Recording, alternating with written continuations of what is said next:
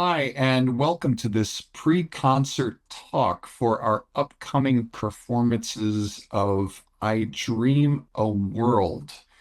I hope that you have been able to enjoy some or maybe all of this 22nd season of True Concords, this 25-26 season, the first of two seasons in which we are celebrating America's 250th.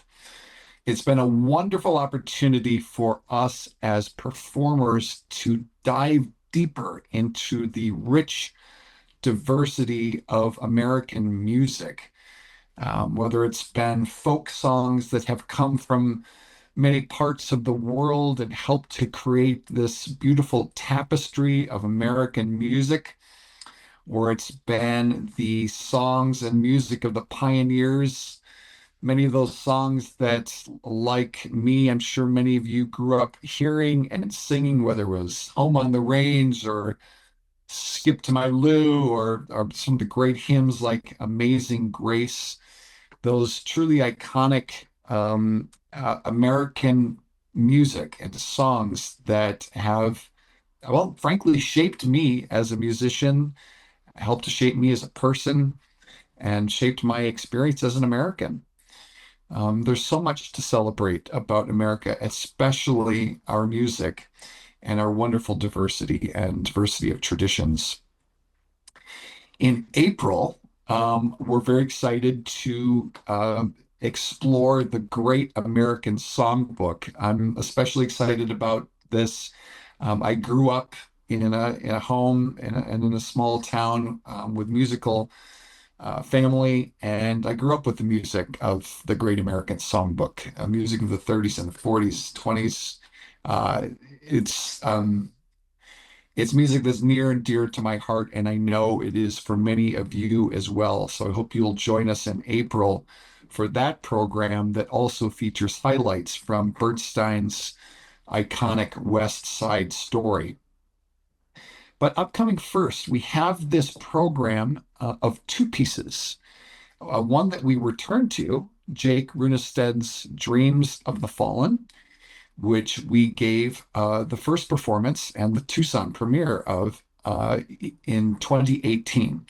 Jake Runestad was here with us, and that was a memorable performance back then that inspired me to want to commission Jake to write a new piece, which turned out to be Earth Symphony. And those two pieces, Earth Symphony and Dreams of the Fallen, formed our most recent recording that we recorded with Jake just a few years ago.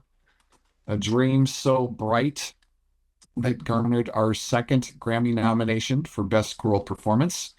I'm super proud of this album and super pleased to be able to return to the poignant and powerful and dramatic Dreams of the Fallen. And I look forward to talking more about that in a few moments as Jeffrey Biegel, the featured pianist, joins me here shortly. The other piece on the program is by a composer, an American composer, Peter Boyer. This is one of his earlier works. It's called Dreaming a World. And the title comes from primarily from the text by Langston Hughes titled I Dream a World. I would say the ethos of that poem by Langston Hughes informs the nature and the other selection of texts for this piece by Peter Boyer. I'm going to read for you I Dream a World, or the excerpt here that is included in Peter's work. I dream a world where man, no other man will scorn, where love will bless the earth, and peace its path adorn. I dream a world where all will know sweet freedom's way, where greed no longer saps the soul, nor avarice blights our day. A world I dream where black or white, whatever race, you be, will share the bounties of the earth, and every man is free. Where wretchedness will hang its head, and joy, like a pearl, attends the needs of all mankind. Of such I dream, my world. Powerful words from Langston Hughes that are included in an incredibly powerful libretto that also features texts from Native American prayers. It features poetry by Walt Whitman. It includes some of Peter Boyer's own creation of text in which he quotes Martin Luther King, JFK, Cesar Chavez, Gandhi, all with the message of celebrating diversity, celebrating equality, and imagining a world where truly every man is free, every person enjoys the full liberties of life, liberty, and the pursuit of happiness, the foundational principles, really, of our country. And as we look to our 250th birthday as a nation, it behooves us, I think, to ponder these words, these sentiments, these aspirations. And Peter Boyer sets these words in remarkably inspiring ways. This is a big production for us, this February concert, in which we've got the full complement of our musicians, choir, orchestra, Jeffrey Biegel, guest pianist. There'll be over 80 musicians on stage, all unified with these messages of hope and of freedom and of equality. It's really inspiring for me as a conductor to stand in front of such talent and be able to present this music and these words and messages to you. I'm excited about giving the Tucson premiere of this piece, much like we did with Jake's Dreams of the Fallen a few years ago.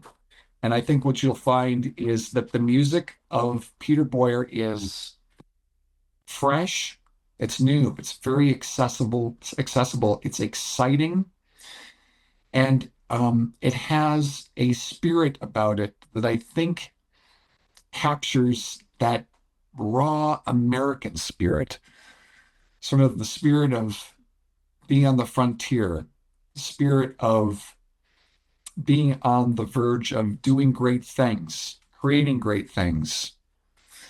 It has a spirit about what is inherent in the message of these words about all being free and the desire for equality for all.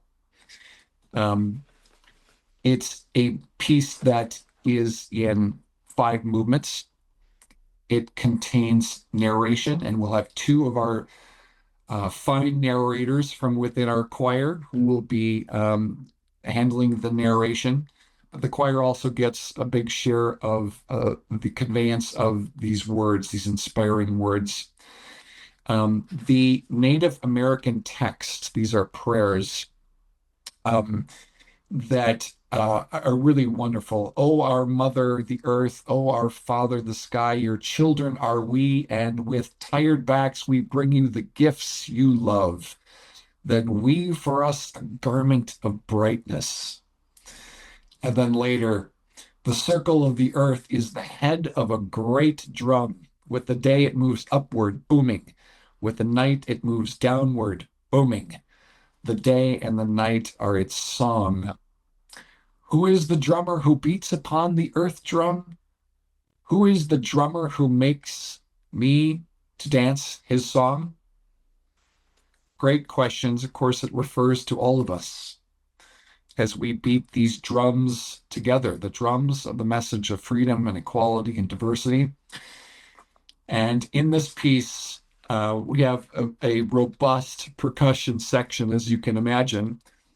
where even we're recruiting some extras from within the choir to assist in what is an exhilarating fourth movement in particular, titled The Great Drum. But the whole of the piece is based on these inspiring words and end with the words by Walt Whitman, "Oh, glad, exulting, culminating song.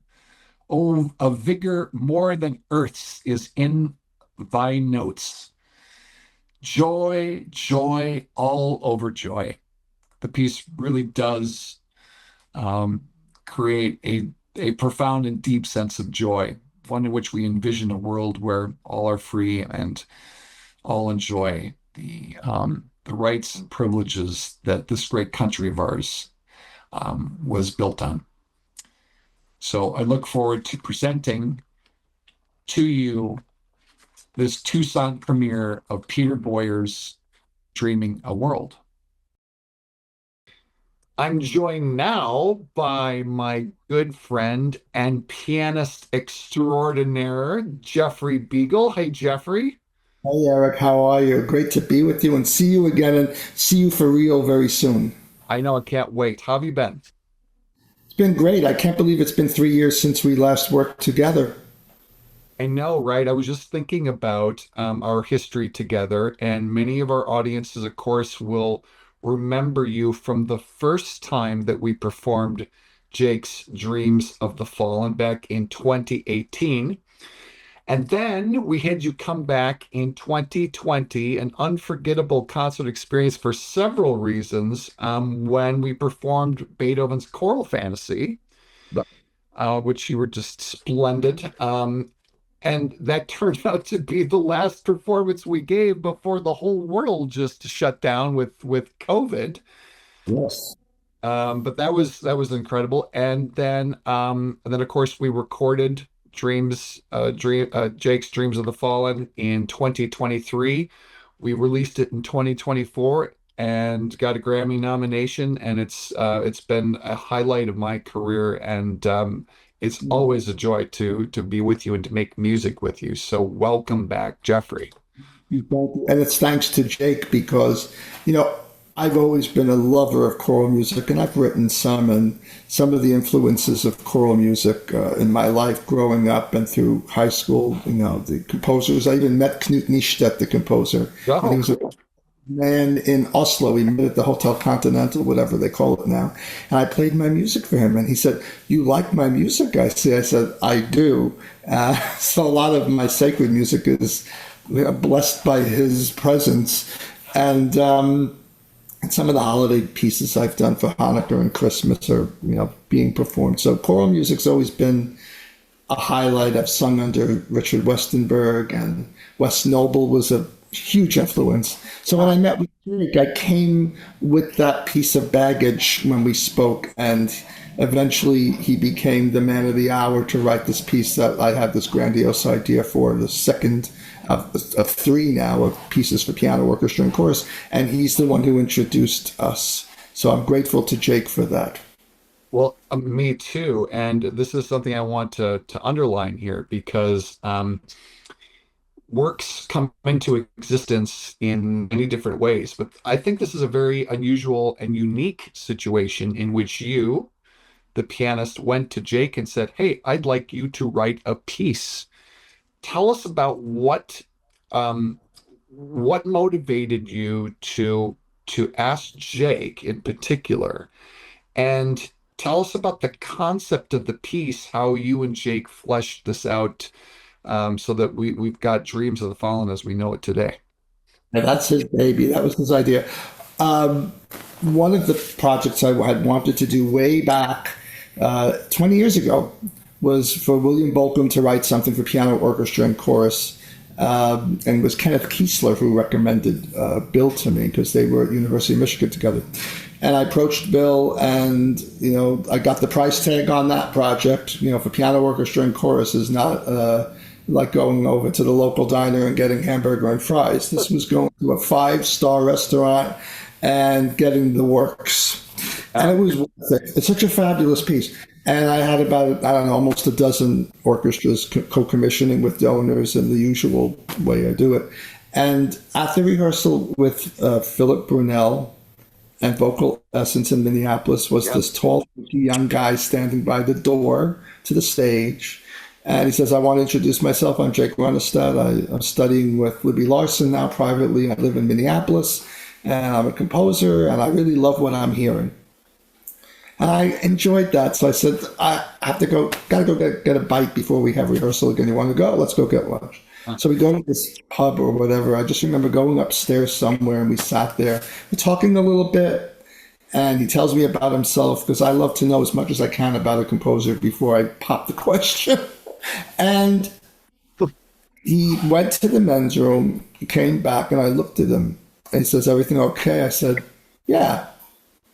I said, I don't know why I'm saying this, but I think you're my next composer. And most of the composers that I commissioned before Jake were older established composers, Charles Strauss, Ellen Swillick, Richard Danielpour, Lowell Lieberman. Yeah. So Please. yeah, nice list. We're up to almost 35 projects now. That makes me feel old, but it's okay. Congrats. Going You're into not 20, old, Jeffrey. You're not old. going into 28, 29, I'm still trying to find a home for a couple. Anyway, so Jake looks at me. What do you mean your next composer? What would he think that means? What does it mean? And I never had anyone that young. He's 25 at the time. And I said, well, you write for choir, obviously. And I didn't know enough about him like I do now, but I knew he told me about that. And he told me he originally wanted to be a band teacher or something. He went to music ed and then he was studying with Kevin Poots at Peabody Yes. with composition. And he just went into this world of composition. And I said, do you write for orchestra? He said, yes. I said, obviously you write for piano because you have piano with the choir music. I said, you and Beethoven shared this incredible gift, which very few people have it. I think Phil Brunel told me there was a piece called Rio Grande by Constance Lambert. I don't know it, but I heard it. It's quite an interesting piece. I don't know how sellable it is to today's public, but it does exist. There's not much of piano orchestra and chorus. There's a movement of a Busoni concerto. And I thought, in addition to Bill Boltman's piece, I said, I like this. We have to add to the repertoire. Yeah. I like choral music, and why not? So Jake became number two. After Jake has been Farhad Poupel, you know about this piece, The Legend of Bijan and Manager. And Manager is fabulous, fabulous piece. And so I went back and forth with Jake for a month or so about what this piece could be about. This was in 2011. And I was set to go play a premiere of a second work of three that Ellen Swillick wrote for me, The Shadows, with Louisiana Philharmonic. So that was like a month later. And I went back and forth. I mentioned that for a reason. I went back and forth with Jake about ideas. I thought, how about revelations from the Bible? I mean, how visual and musical can you get? I still would like to see that done. And just to be careful about what text to take to make it kind of tight and really tell the story about what the future could hold based on that text. I haven't had anyone bite on that yet. And we went back and forth with things. I said, what about like from the Odyssey or different biblical text, public domain, whatever? But he came back, and I got to know Jake this way because he writes music that's relevant, that pertains to the human spirit and how to help people. And he said, a lot of my friends have been coming back from war. They survive the war. They're veterans, and they come home and they're fallen from society. They don't know how to fit back in to the world they once knew. And they have no sense of closure of what they've experienced, no sense of direction, no sense of community. And he told me about Brian Turner's poems, who wishes us good luck this concert. He was in New York and said, I got to get out of this icebox and go back to Florida, which was just cold also. But Brian's incredible. And he told me about Brian's poems and the way Jake took the poems from Brian and made a story out of it. Yes. And everything about being at war, coming home from war, and reliving it through dreams it's brilliant. It is just such a brilliant piece that he kind of tells a whole story in 25 minutes. And he's 25 years old when he does. But I had that feeling about it. I just sensed there was something in him that could create something like this. And he far exceeded anything I could have imagined he would. And I think the piece just really hits home on so many levels for different people because everybody's experienced something. My uncle served under General Patton in World War II. Wow. He hid in God knows what he was hiding underneath to avoid being killed, where animals did whatever they did.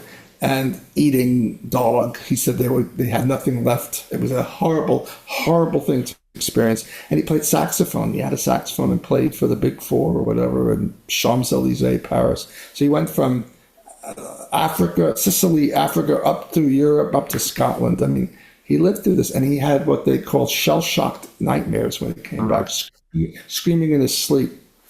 And he's a little guy. And he ended up working for the post office, but he survived that. And God bless him. I don't know how he did. He had passed just before 9/11, and in some ways, I'm glad he never saw that because that would have killed him to see what happened after what he went through. So everybody experiences Dreams of the Fallen in a different way. And the biggest challenge, I have to say, so I know I'm rambling, but I asked Jake, who am I in this piece? He says, you're the soldier, you're the veteran, you come home from war and everything in the music, you have the dreams, the solo parts, are you reliving what you saw and went through? I said, how do I do this? I never served at war. Yeah. And he suggested talking to veterans or whatever. So I ended up, when we had Skype, when it was available, hooked up with people I found online through Facebook groups, veterans groups. That was a great source. And I met some people who one guy's wife wrote a book about what it's like living with him. And I ended up meeting him on Skype, but she said, you have to read the book first. And she sent it to me. I read it. And the next morning I called on Skype. And the first question she said was, did you read the book? I said, yes. She says, okay, then you can meet him. And he got on and we talked a little bit back and forth. He was a man of few words, obviously, still very taken by everything that he had lived through. Mm-hmm. And then we talked, and I always said to everybody, I don't want you to think that I'm trivializing or just picking your brain about what it feels like to go through what you did, because I can't imagine it. But I'm trying to get the sense of what it is so that I could play this piano part in this piece that's all about you. It's not about me. And we talked, and then he got up and walked away. Huh. And I said, don't mind that. It doesn't mean that he's bored or that he didn't respect what you were doing. This is just what he does. He just gets up and leaves the room. Yeah. I said, okay. Then I did some questions and answers through email only when people didn't want to speak about it. And I got some really interesting responses, but it helped build the character within me. And I'm reading this incredible autobiography Barbara Streisand's been narrating. I'm up to chapter 52. It's a 48-hour book. And hearing her voice, I don't know how she wrote. She has a journal, but I don't know how she remembered. It must have been so many things she did. But she would talk about acting in the sense of how you relate to the character and what you need to do to understand the character. And it hit home because I needed to do that for this piece. I actually do it now with everything I play, because there is this sense of who are the characters in the play, whether it's music or it's written, literary, whatever. And she talks about what it takes to become that character. And if you have those traits inside of you and you're honest about it, you can relate to it, and then you can portray the character. For her, I mean, playing Fanny Brice was perfect. Or different movies that she did where she was dealing with people who had lost their fathers, and her father passed away when she was 18 months old or something. So she related to that. So you have to relate to it. So it was hard for me to relate to this character that Jake is writing, but I drew upon what I remembered about my uncle, and also in talking with people, seeing people, meeting people. So to the Louisiana connection, I spoke about a month later after Jake came up with this idea, and I said, this is great. I didn't quite understand it fully, but I had to respect it because it's his creation, not mine. And I went to Louisiana to play this new piece by Ellen Tape Swillick. And the manager of the Louisiana Philharmonic at the time said, I told her about this. And she said, you need to go to the National World War II Museum because it's right here in town in New Orleans. And I went there and I hooked up with some people, told them why I was there. And I was looking at all the artifacts. And that was a living, learning experience to see that. It was incredible. And then they took me to see the Boeing Center, which was still under construction. It was a big open room with an airplane hanging from the ceiling, a fighter jet or something. And I just stood there in the cavernous emptiness and said, this is where this piece has to be premiered. So I connected the people from Louisiana Philharmonic with the people who run the museum. And a month later, done.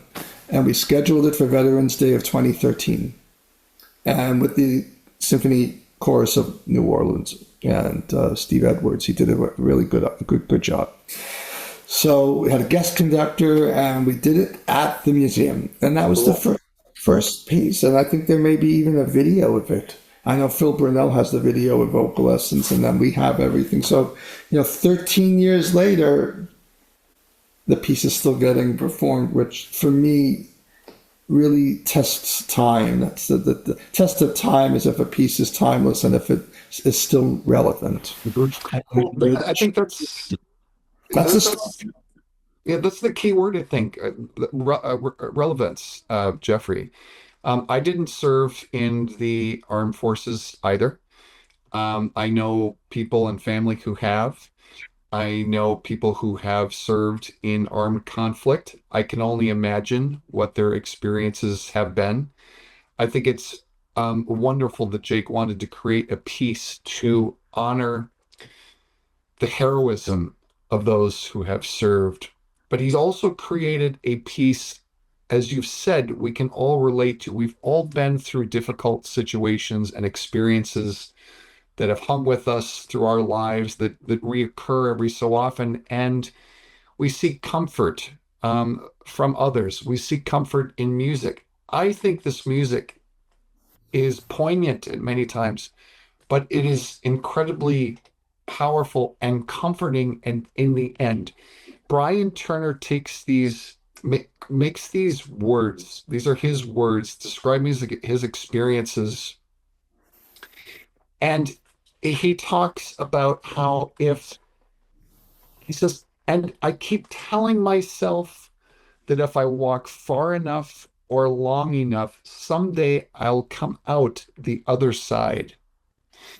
And we go through this 20-some minute odyssey of dreamscapes, if you will, and we get to that concluding statement, the same statement which starts the piece, by the way.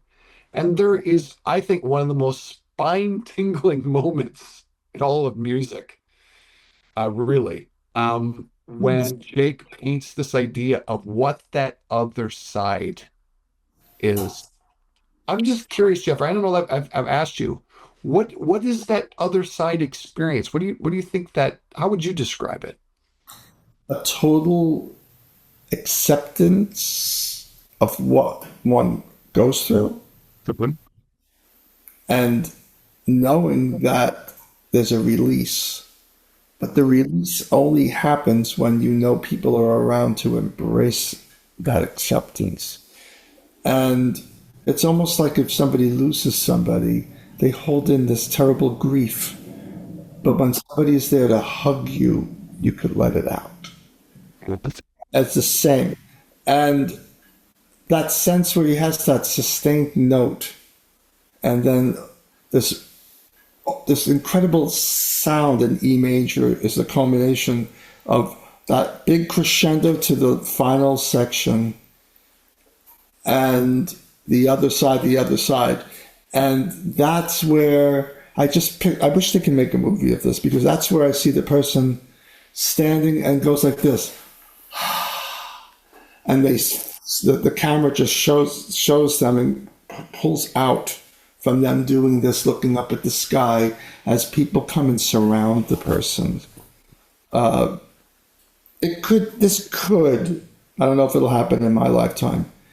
This would be an incredible film a movie version of Dreams of the Fallen, showing in the opening, of course, what happens with the war and the bombs exploding as the piano plays the low portion of the piano. It sounds like a bomb exploding, and things plus shooting, the flying bullets, and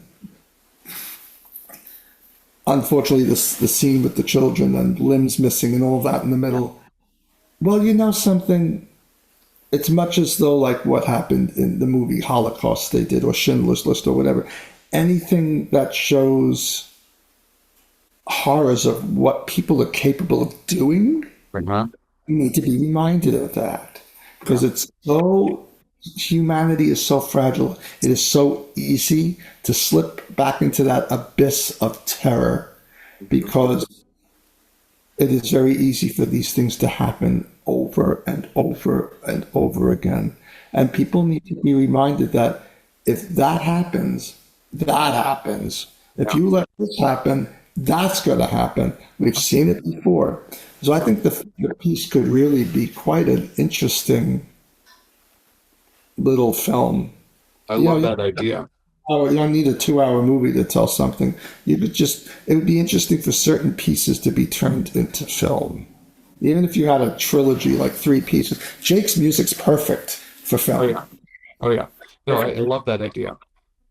And so What? was Peter Boyer's too, which we'll talk about Yeah. another. What do you want audiences to come away with from our performances of Dreams of the Fallen? To feel compassion for the veterans who actually survived, to feel compassion for those who died for the freedom. Never forget that freedom is not something that people just give you. You have to earn freedom. People don't say that, but you need to earn freedom. You have just, it's not just there. You have to earn it. And in order to earn the freedom, you have to respect those who uphold it. If I were president of the United States, that's what I would say. You need to earn the freedom that you work for, intuitively and also in a communal sense. You need to work. It's like freedom is it's like a relationship with anybody. You need to work at it to make it last. And if you don't work at freedom, it ain't gonna last. Yeah. That's that's New York in me. It ain't gonna last. Nothing lasts unless you work for it. And I think that's really what I want people to experience and to work for. Music should remind us of the things we value in life and that we need to constantly work at them to uphold them and also to hold on to them. But if you don't, you lose it. Beautifully Seriously. said, Jeffrey. Beautifully said. Thank you. Very on the spot. I don't know. Sometimes you just say things because, you just speak from what you feel inside. You can't plan things all the time. You just have to say it as it is. Yeah. Yeah. Thank you for that. We mentioned in passing Peter Boyer, and you're not involved in Peter's dreaming a world, but you've been very involved with Peter recently on a very exciting and ambitious project. I'd love for you to share with the audience what you've been doing with Peter, and tell us what you think our audience will experience with his music. Years and years ago, when I was commissioning other pieces, at the time it was Jake's piece, Lucas Richmond's piano concerto, which is a fabulous piece. I always tell Lucas that's the concerto that Leonard Bernstein never wrote because he was a protege of his. It's a gorgeous piece, also relating to human character. It's called In Truth. I urge everybody to listen to this. I recorded it with Lucas conducting the Pittsburgh Symphony back in 2015, I think. So I was doing that, and then Ken Fuchs's concerto project and other things, P.D. Bach. I was involved, and we were talking about projects. I said, I don't think I could do it now because I have too many others going on and people I'm trying to grab money from to make it happen. And we reconnected later, before COVID. It's probably around the time that we did Beethoven Choral Fantasy together. And I wanted to celebrate Rhapsody in Blues Centennial in 2024. So it was like around November 2019.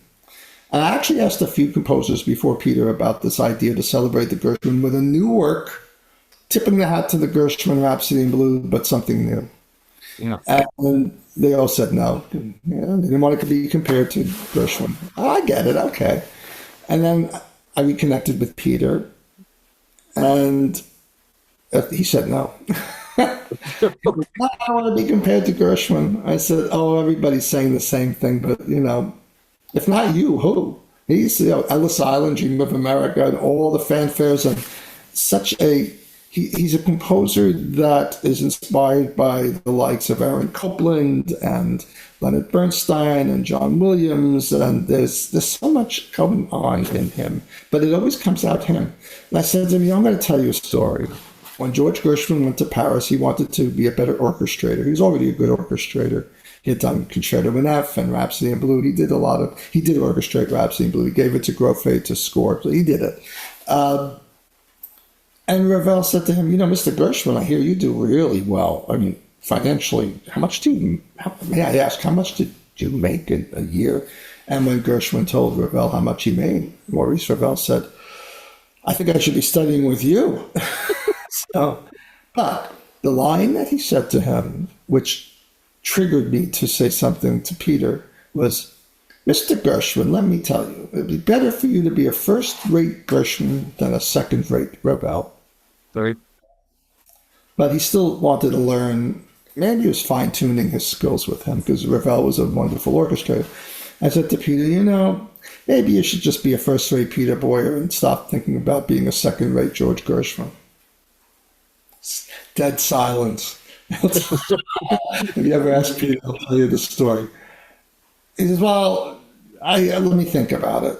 I gave him time. I don't like to push composers. I push other people for things, but not that. That's a creation. You need to, that has to be organic. They have to sit with it and think it's the right thing to do. And a couple of months went by, and he says, I think I could do it. I said, I know you could do it, but you have to be the one to say it. And I have a title. So I always like to give titles to some of the pieces, like for the Concerto in F, I asked James Lee to write something. He wrote Concerto in A. I said, Concerto in whatever you want. It's for the centennial of the Concerto in F of Gershwin. He said, Concerto in A. I said, A? Why A? He says, America, of course. So that was it. Titles are very important. Yeah. Like a movie or whatever.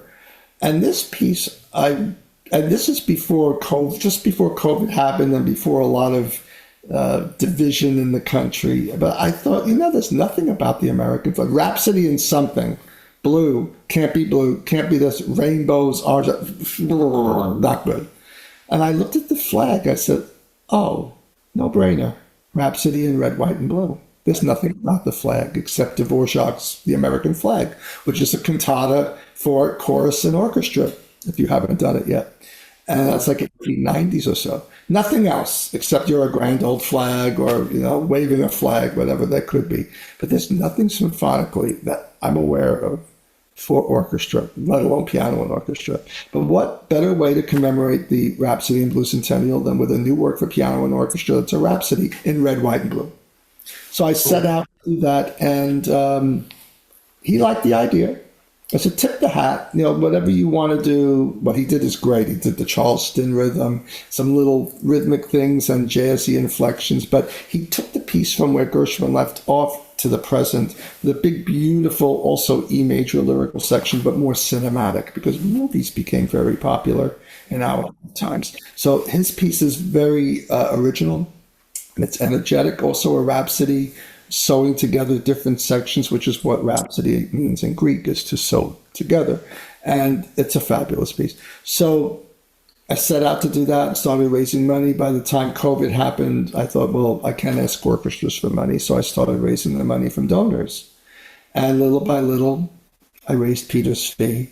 And little by little, orchestras kept joining more and more. And it got to a considerable number of orchestras, 10 orchestras, 15, 20, then 25. I thought, you know what? I'm resurrecting a project that I started in November 2000, right after the first Ellen Zwerlich Millennium Project, which was half the country, 27 orchestras in 25 states. I said, let's go 50.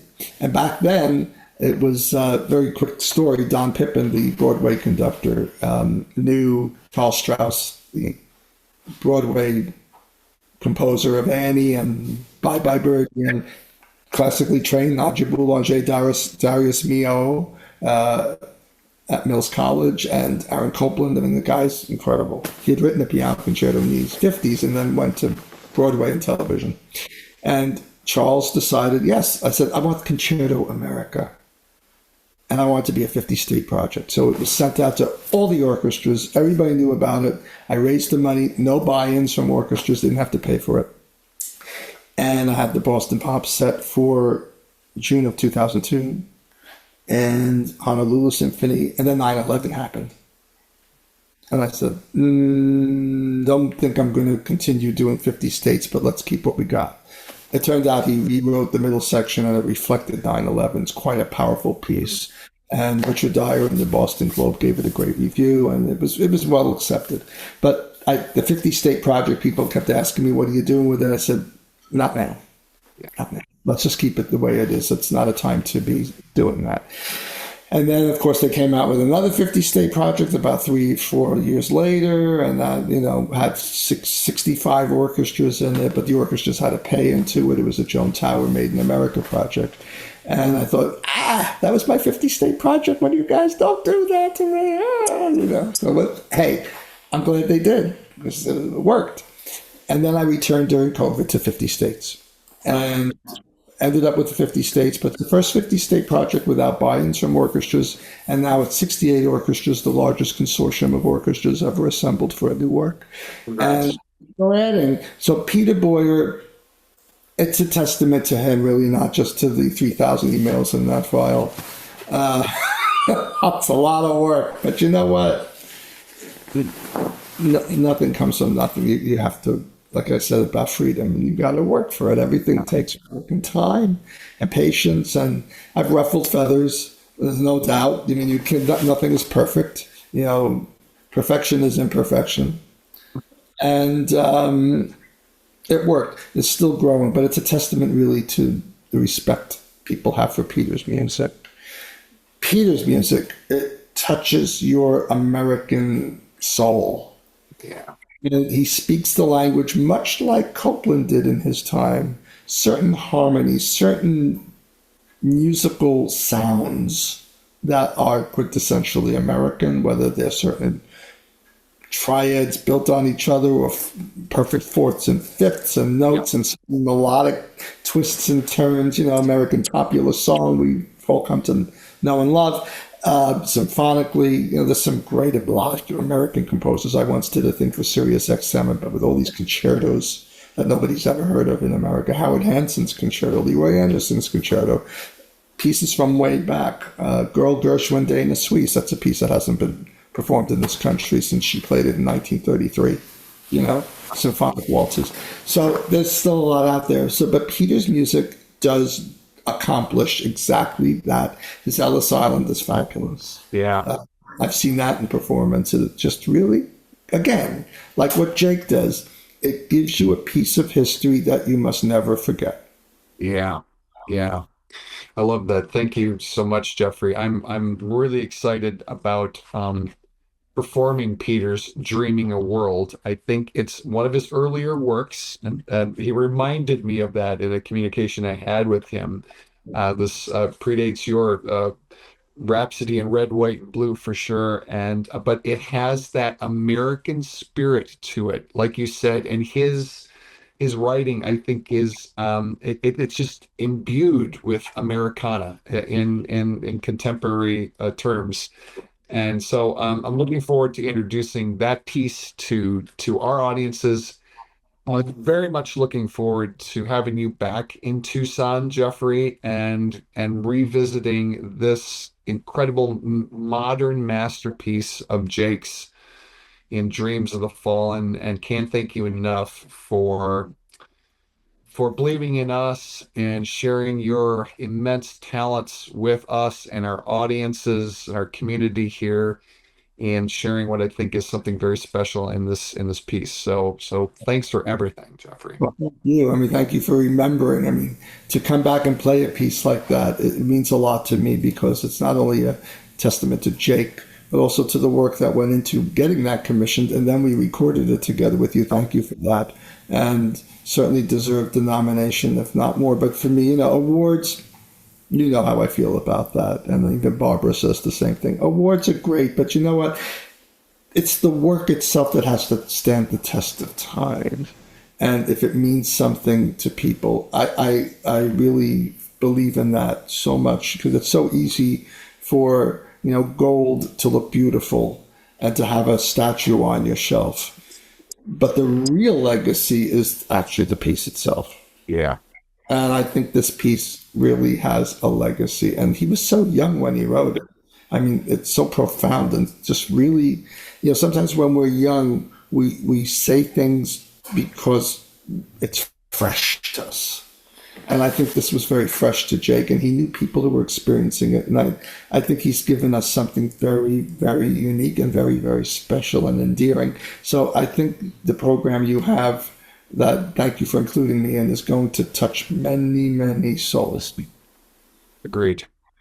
Well, I Yeah. can't wait to see it, Jeffrey. And again, thanks for spending some time with us today and look forward to seeing you very soon. We'll see you soon. Looking forward. Thanks for having me here today. Oh, my pleasure. And I'll look forward to seeing all of you very soon. I hope in our Yes. performances here coming up at the end of February. And thanks again for all of your support. And same. Thank you. Thank you, Eric.